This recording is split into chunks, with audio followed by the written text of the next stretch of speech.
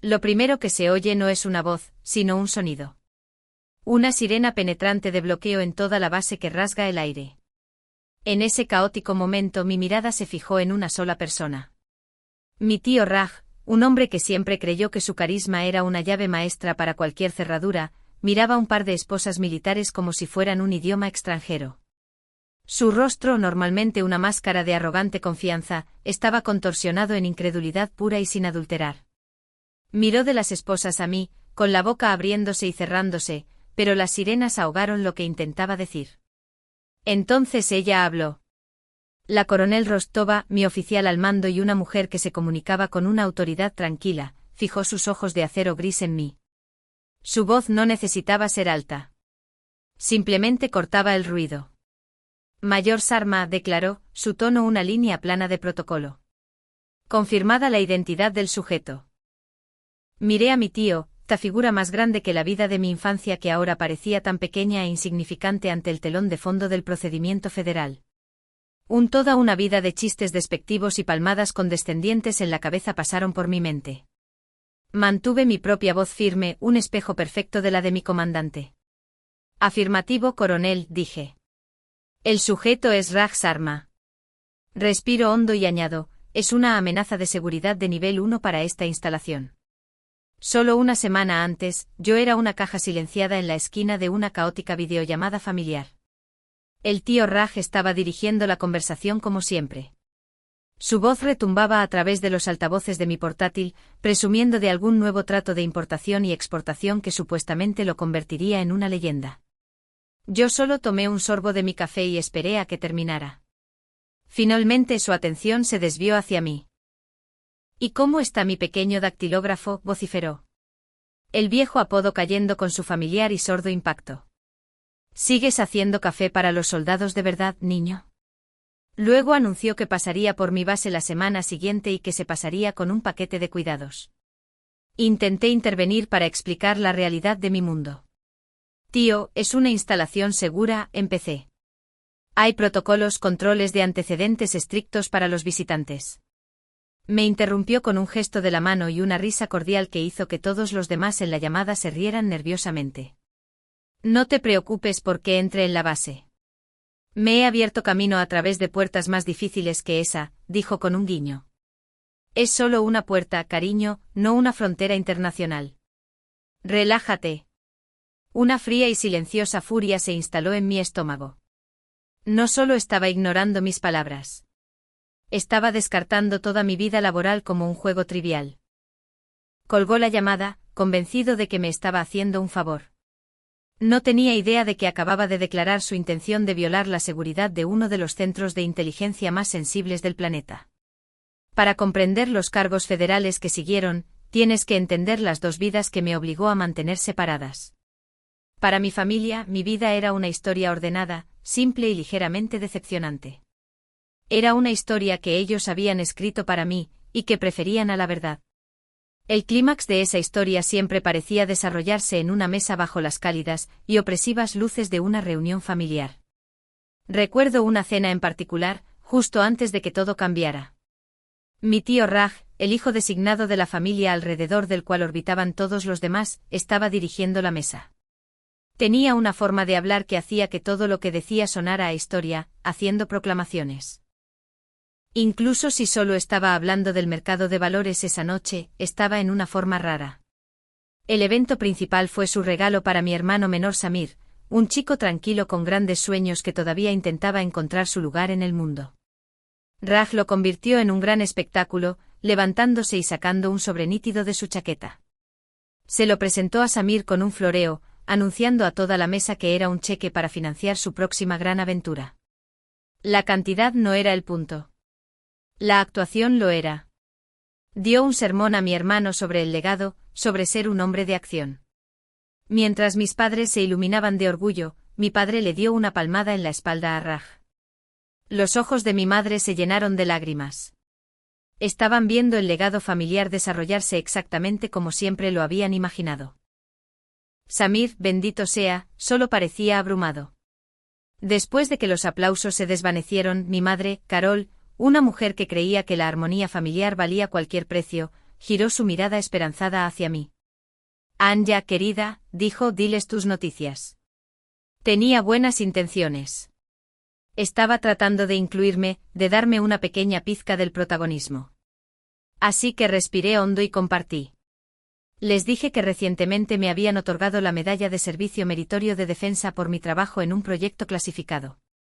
Mantuve mi voz, incluso mi descripción, breves. No podía decirles para qué era, no podía explicar las semanas de insomnio, la presión aplastante, los imposibles cálculos éticos que llevaron a esa pequeña cinta y medalla. Para mí, representaba la carga más pesada que jamás había llevado.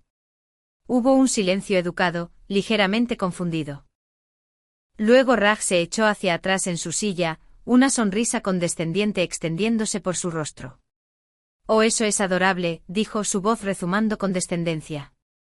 ¿Ahora dan medallas por asistencia perfecta? La pregunta quedó en el aire, un insulto deliberado y perfectamente dirigido. Antes de que pudiera procesarlo, mi madre intervino con su excusa habitual, la que había oído 1000 veces.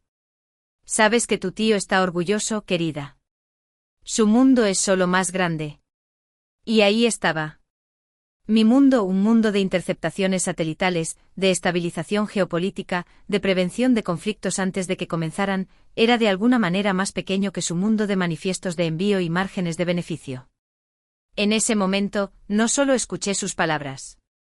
Recordé todas las demás desestimaciones. La vez que llamó a mi ingreso a la academia una linda aventura. La vez que me aconsejó que encontrara un buen oficial con quien casarme cuando fuera capitana. Era toda una vida de ser minimizada, servida con el postre. Pero su mundo no era mi realidad. Mi realidad era un lugar que ni siquiera podían imaginar. Un lugar sin ventanas, en lo profundo del corazón de hormigón de Fort Gideon. Mi vida real tenía lugar en un esquif, una instalación de información clasificada y compartimentada. La única luz allí era el frío resplandor azul-blanco de una docena de monitores. Y el único sonido era el constante zumbido bajo de los servidores procesando billones de bits de datos por segundo. No había charlas ruidosas, ni ego, ni actuaciones. Solo estaba la misión en esa sala. Yo no era Anya, la dactilógrafa. Era la mayor Sarma. Mi indicativo era Oracle. Mi trabajo era encontrar los fantasmas en la máquina para ver los patrones en el ruido que señalaban una amenaza inminente. No estaba haciendo café. Era la analista principal de inteligencia de señales para la operación Nixade, un programa de contraespionaje tan vital que su existencia era un secreto de Estado. Recuerdo estar de pie en esa sala silenciosa y fría, informando a un grupo de coroneles de rostro impasible y directores civiles de agencias de 3 letras. Estas eran personas a las que no les importaba tu nombre de familia ni tu carisma. Solo les importaba una cosa, la precisión de tu inteligencia. Mi voz era firme cuando señalé una cascada de código en la pantalla principal. Las comunicaciones de los activos están comprometidas, declaré, mi tono clínico. Estamos viendo tráfico fantasma originario de un servidor en lista negra en Europa del Este. Los paquetes de datos están enmascarados, pero la telemetría es innegable. Hice una pausa, encontrándome con la mirada de mi comandante, la coronel Rostova. Recomiendo que activemos el protocolo Quimera y asumamos que toda la red es hostil. Ella no me cuestionó. No dudó de mi análisis ni pidió una segunda opinión. Simplemente escuchó su expresión ilegible, y asintió una sola vez de manera decisiva. Su completa confianza tácita fue una validación más poderosa de lo que nunca podría ser un cheque o una ronda de aplausos. En el mundo de mi familia, yo era una nota a pie de página. En esa sala, mis palabras podían cambiar el equilibrio de poder global. Este era mi verdadero hogar, el lugar donde no era invisible. Era el lugar donde era valorada, no por la historia que alguien más escribía para mí, sino por la verdad cruda e innegable de mi competencia. Más tarde esa noche, después de la desastrosa cena familiar, mi teléfono vibró. Era un mensaje de texto de Samir. Me preparé para una disculpa en nombre de nuestro tío, o quizás una suave sugerencia de que simplemente lo dejara pasar por el bien de la familia. Pero eso no fue lo que decía. El mensaje era corto y directo. Una medalla de servicio meritorio de defensa es algo importante. Lo he buscado. El tío Raj es un idiota. No dejes que te afecte. Me quedé mirando la pantalla, leyendo las palabras una y otra vez. Era algo tan pequeño, un acto silencioso de rebelión contra la narrativa familiar, pero se sintió como un salvavidas. Fue la primera grieta en el muro que todos habían construido a mi alrededor. No borró la punzada de toda una vida de ser pasada por alto, pero fue una prueba de que al menos alguien estaba tratando de verme. Durante una década, mantuve esos dos mundos protegidos. Mi vida familiar fue un ejercicio de resistencia a la condescendencia. Mi vida profesional fue un ejercicio de prevención de catástrofes globales.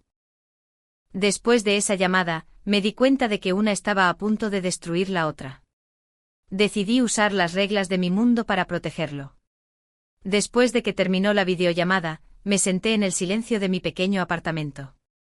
El eco de la risa despectiva de mi tío todavía resonaba en mis oídos. Por un momento el viejo y familiar dolor me invadió, la punzada de ser incomprendida, de ser hecha pequeña. Pero luego algo más la reemplazó. Una claridad fría y silenciosa. Esto ya no era una disputa familiar. La arrogancia de mi tío, su negativa a creer que mi mundo tenía reglas que él no podía ignorar con su labia, se había convertido simplemente en un problema profesional. Era una variable que no podía controlar, una vulnerabilidad que no podía permitirme. Discutir con él era inútil. Su ego era una fortaleza sin puertas. Intentar explicar la gravedad de sus intenciones solo sería recibido con otra risa condescendiente. Durante años había intentado ganar sus argumentos emocionales. Había intentado que me vieran, que me entendieran. Pero esto no era un problema emocional. Era un problema de protocolo de seguridad y requería una solución de protocolo de seguridad. El objetivo ya no era ser entendida. El objetivo era la neutralización. A la mañana siguiente fui a mi oficina en la base mucho antes de que llegara nadie más. Me senté frente a mi terminal seguro, el que usaba para rastrear amenazas a través de continentes, y accedí al sistema conjunto de adjudicación de personal. Era la bóveda digital que contenía la totalidad de mi vida verificada. Navegué hasta mi propio archivo, el enorme documento conocido como el SF-86. Es una biografía escrita en preguntas de seguridad. Una historia de tu vida donde cada capítulo es referenciado y verificado. Me desplacé por mi propio historial, por direcciones antiguas, por misiones, por cada detalle que habían examinado para declararme digna de confianza. Encontré la sección que buscaba, contactos extranjeros e influencias coercitivas potenciales. Con precisión metódica, mis dedos se movieron por el teclado. Creé una nueva entrada, nombre, Raj Sharma, relación, tío. En el campo de justificación, no escribí sobre mis sentimientos heridos o su condescendencia de años. Escribí con la claridad desapasionada de un informe de inteligencia. Cité sus recientes viajes de negocios no verificados a ciertos países de alto riesgo. Y lo más importante, documenté su intención explícitamente declarada de eludir los protocolos de seguridad en una instalación gubernamental sensible. Simplemente estaba ingresando datos. El sistema sacaría sus propias conclusiones. El paso final fue una cuestión de cortesía profesional.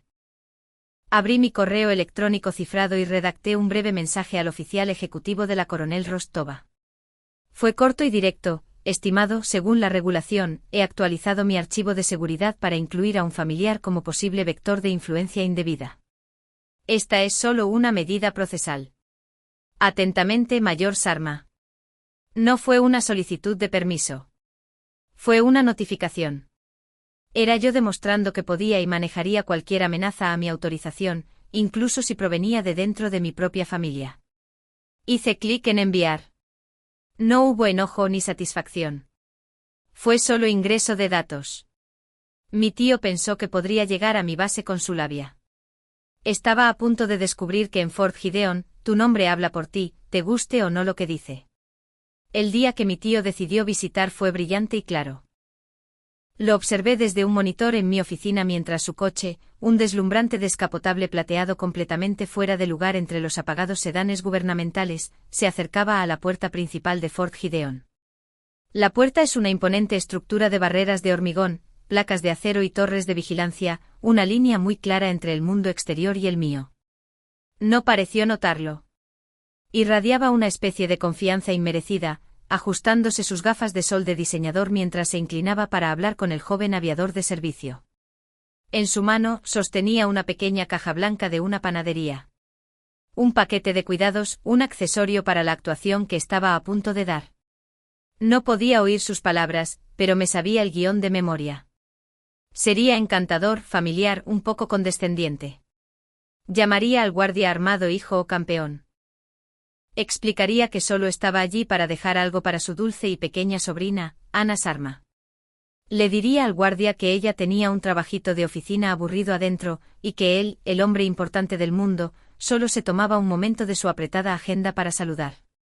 Vio al guardia no como un profesional que ejecuta una misión de seguridad vital, sino como un portero, a quien encantar, un obstáculo menor a superar con una sonrisa y un tono seguro. No tenía idea de que estaba hablando con un hombre entrenado para ver a través de ese tipo de actuación. El oficial de seguridad de la Fuerza Aérea era joven, pero su postura era todo negocios. Escuchó pacientemente su expresión neutral, y tomó la licencia de conducir de mi tío. De vuelta en mi oficina, observé mi propio monitor, que estaba conectado al sistema de seguridad de la puerta. El aviador escaneó la identificación.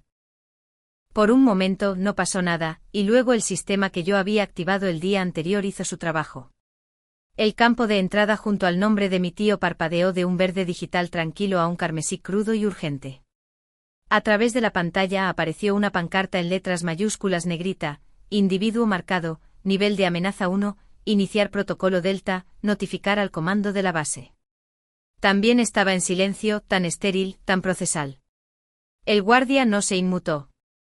Simplemente le devolvió la identificación, dijo algo que no pude oír y habló tranquilamente por la radio de su hombro, sin apartar la mirada del coche de mi tío.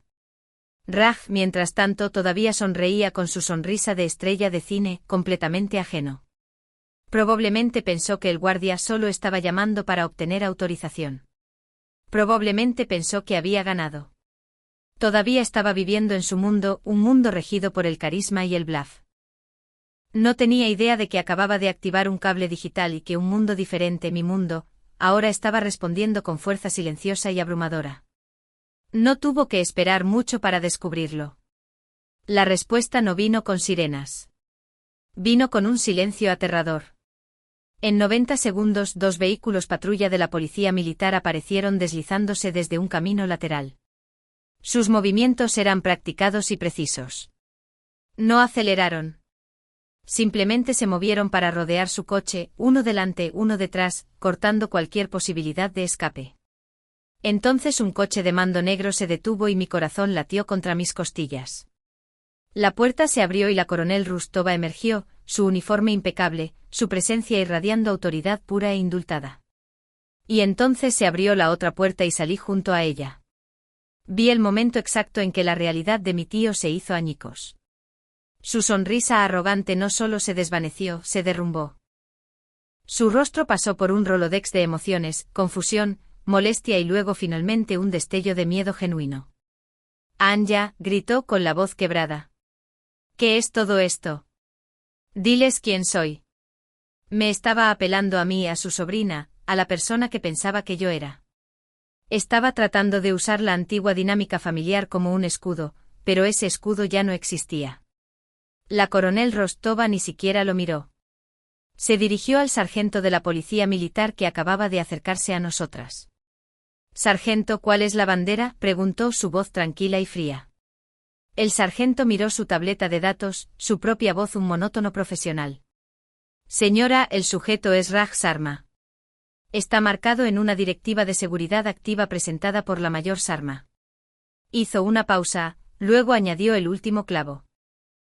«También está en una lista de vigilancia federal por sospecha de participación en transferencias ilegales de tecnología». Mi tío pareció como si le hubieran golpeado. «Mayor», tartamudeó con los ojos muy abiertos mientras me miraba. «¿Qué es esta tontería? Soy tu tío».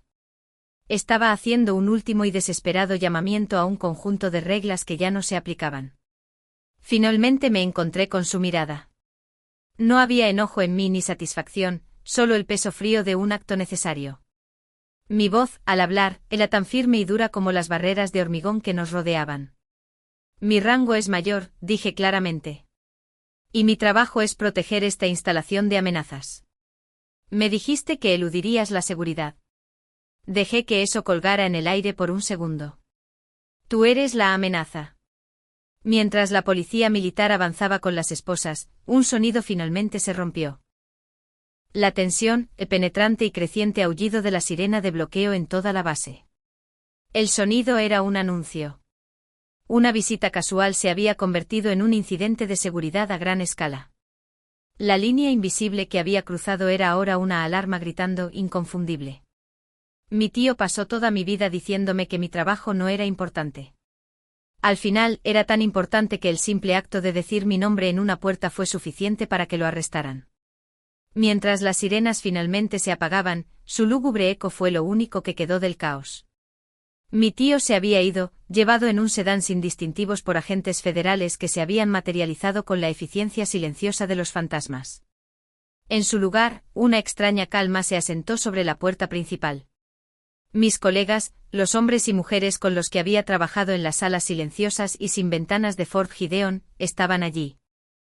No me agobiaron ni me ofrecieron banalidades vacías. Simplemente se quedaron cerca, formando un perímetro silencioso y de apoyo. Miré sus rostros y por primera vez, vi más que solo respeto profesional. Vi asombro. Vi que finalmente entendían la Segunda Guerra Invisible que había estado librando. La coronel Rotova se acercó, el agudo clic de sus tacones en el pavimento me ancló en el momento. Puso una mano en mi hombro. Un gesto raro y significativo de una mujer que se comunicaba a través de la acción, no del afecto. Sus socios comerciales han estado en el radar del FBI durante meses, mayor, dijo, su voz baja y firme. Eran intocables. Tu actualización de tu archivo, tu diligencia procesal. Les dio la causa probable que necesitaban en bandeja de plata. Me miró a los ojos y entendí. No solo detuviste una brecha hoy. Puede que hayas desmantelado todo un anillo de espionaje. Sus palabras aterrizaron con un peso profundo. Mi silencioso acto personal de autopreservación había desencadenado algo inmenso. El cortafuegos que había construido para proteger mis dos mundos no solo había resistido. Había incinerado la amenaza que intentó cruzarlo. Pasaron 6 meses. Las estaciones cambiaron, pero la misión permaneció. Mi vida, sin embargo, era fundamentalmente diferente. Ya no era la mayor Sarma, la analista. Era la teniente coronel Sarma, y mi nombre estaba en la puerta. Me dieron el mando de toda la fuerza de tarea de la operación Nixade, el mismo programa al que una vez serví desde las sombras. Mi nueva oficina tenía una gran ventana que daba al extenso y ordenado mundo de la base. Era mi dominio ahora un mundo del que era responsable, un mundo que había protegido con una elección difícil. La autoridad de la que una vez tuve que esconderme de mi familia, era ahora el núcleo de mi identidad. Absoluta y ganada a través de la competencia, no del carisma. Mi nuevo equipo, mi verdadera familia, celebró mi ascenso, no con una fiesta ruidosa y ostentosa, sino con un gesto silencioso que significaba mucho más. Me presentaron un parche de unidad enmarcado, el símbolo de nuestra misión compartida y confianza mutua. Era un símbolo de pertenencia, algo que había anhelado toda mi vida, pero que nunca había encontrado en una mesa de cena familiar. Más tarde esa noche mi teléfono sonó. Era mi hermano, Samir.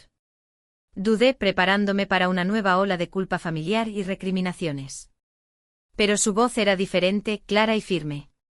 Ya sé que mamá y papá están hechos un desastre por el tío Raj, dijo, y pude escuchar la dificultad en sus palabras.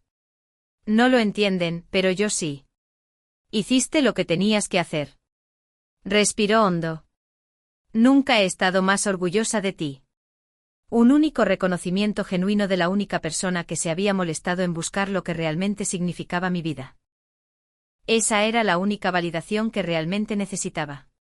El fantasma final de mi vieja vida apareció unas semanas después en forma de un grueso sobre color crema con el membrete de un bufete de abogados de alto nivel. Era del equipo legal de mi tío. La carta era una obra maestra de manipulación, pintando su imputación federal como un trágico malentendido familiar. Era una súplica desesperada y empalagosa para que proporcionara una declaración en su nombre para ayudar a mitigar su sentencia, para ser la buena sobrina una vez más. Hace unos años, una carta así me habría destrozado. Pero mientras leía las palabras, no sentí nada. Era como leer un expediente de caso sobre un extraño. La influencia emocional se había ido. El poder que una vez tuvo sobre mí había sido neutralizado. No destrocé la carta. No la quemé. Simplemente la escaneé, la adjunté a un nuevo correo electrónico cifrado y se la envié a la oficina del abogado general de la base. Mi nota adjunta fue breve y clínica. Para su conocimiento situacional. No se requiere más acción de mi parte. Pulsé enviar, moví el mensaje a un archivo digital y volví al mapa de amenazas globales que brillaba en mi pantalla principal. Su caso estaba cerrado. El mío acababa de empezar. Mi tío creía que el poder venía de ser la persona más ruidosa en la sala. Yo aprendí que el verdadero poder es la autoridad para decidir quién tiene permitido entrar en esa sala y quién no.